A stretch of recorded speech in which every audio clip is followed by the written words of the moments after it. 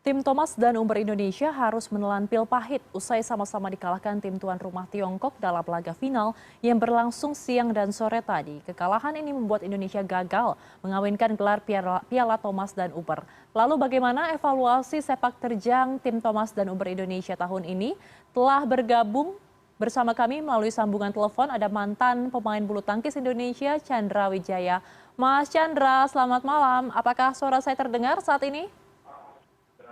Ya, ini terdengar tapi kecil sekali ya.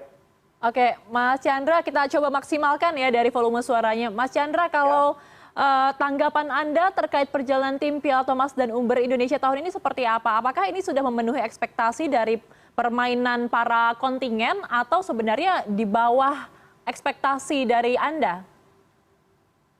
Ya, kalau ekspektasi tentunya yang jelas kita berharap kalau Thomas Cup bisa berhasil membawa pulang Piala Thomas Cup ya.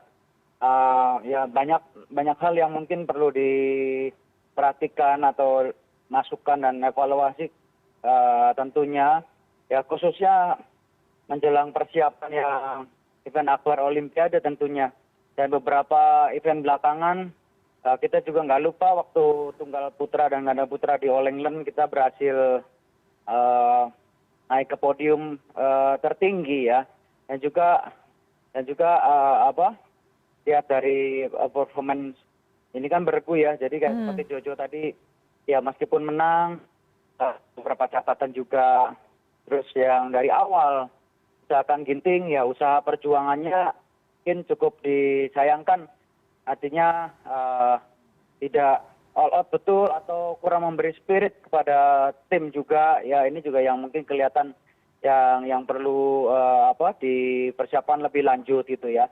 Baik. Dan ya beberapa catatan itu, dan ya mungkin cara bermain, tekanan yang saya lihat juga mereka tampil kurang lepas ya, selain mungkin kelelahan atau faktor-faktor lainnya yang mungkin secara kasat mata tidak kelihatan, di lapangan teknisnya bisa saja ada terjadi atau ya kondisi mereka sendiri yang bagaimana kita tidak tahu pasti ya tentunya ya. Oke, Mas Chandra, Anda ini kan sebagai mantan pemain timnas Indonesia ya, cabang bulu tangkis, dan Anda pasti mengetahui betul bagaimana kondisi di lapangan maupun di belakang layar yang seperti apa. Nah, menurut Anda, apa sih penyebab kekalahan tim Indonesia saat ini yang baru saja terjadi?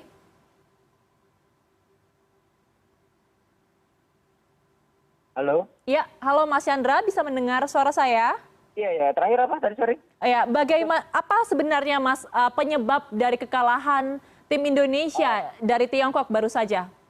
Kalau menurut saya sih sebetulnya ya hanya kurang konsisten, atau kurang, ya tepatnya barangkali ya mereka lebih tangguh ya, lebih konsisten lah. Jadi kalau hal-hal yang sepele ya harus tampil perfect dan sempurna, itu ya tentunya dia yang lebih baik, dia yang berhasil atau bisa memenangkan pertandingan. Dan sedari awal juga ya sekali lagi kondisi seperti Ginting ya mungkin sudah kelelahan ataupun pressure yang berlebihan, dan ini turnamen bergu yang tidak mudah juga.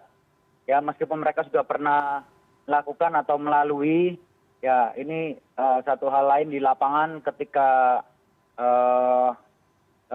too much pressure gitu, kadang-kadang tidak bisa keluar atau memang tidak bisa mengontrol atau tidak bisa mengantisipasi apa yang terjadi di lapangan gitu ya, sehingga ya terjadi seperti ini.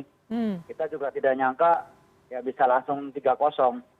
Tapi ini juga sebagai catatan, saya melihat beberapa kali pertemuan yaitu Indonesia China di ajang Thomas Cup ini skornya sama ya, dan juga memang tadi itu babak 5 kategori tadi, yang partai pertama kedua itu memang skornya head to headnya memang kalah gitu, dan juga tunggal kedua, tunggal ganda keduanya itu juga di atas.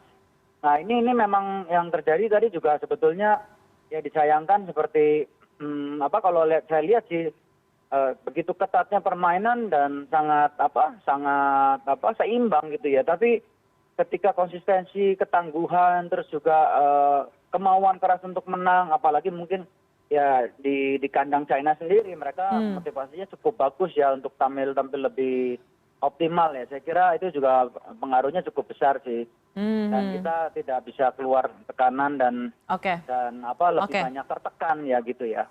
Baik, baik. Jadi sebenarnya masalah tekanan ini harus sangat penting ya diantisipasi oleh para pemain dan mentalnya juga harus terjaga. Tapi Mas Chandra, kalau misalkan kita melihat pertandingan yang baru saja selesai, apa sebenarnya evaluasi yang bisa dilakukan oleh PBSI terkait dengan permainan tim putra dan putri Indonesia?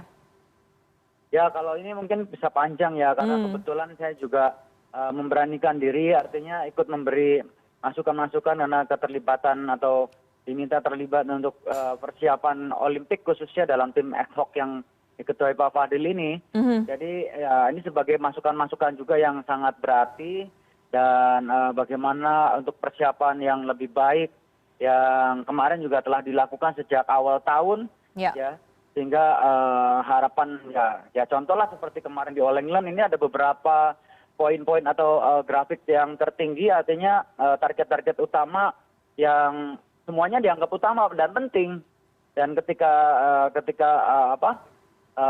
perjalanan atau persiapan dan ya ketika kondisinya memang ya kita harus akui ya bahwa China lebih tangguh ya dan lebih siap saya kira. Dan ini membuat kita juga harus lebih ya berani membayar harganya, ya lebih disiplin, lebih bertanggung jawab, artinya ya lebih keras lagi latihan, persiapan dengan baik untuk menghadapi Olimpiade Paris nanti, Mbak. Saya kira itu aja sih. Baik, jadi persiapan juga salah satu hal yang sangat penting dilakukan. Mas Chandra, meskipun ya harus bisa, kita masih persiapan lebih baik lagi untuk event ke depan. Bahkan yang lebih penting nanti artinya ini kan sasaran antara dan menjaga konsistensi nanti belum lagi perubahan ranking dan lain sebagainya itu, Mbak.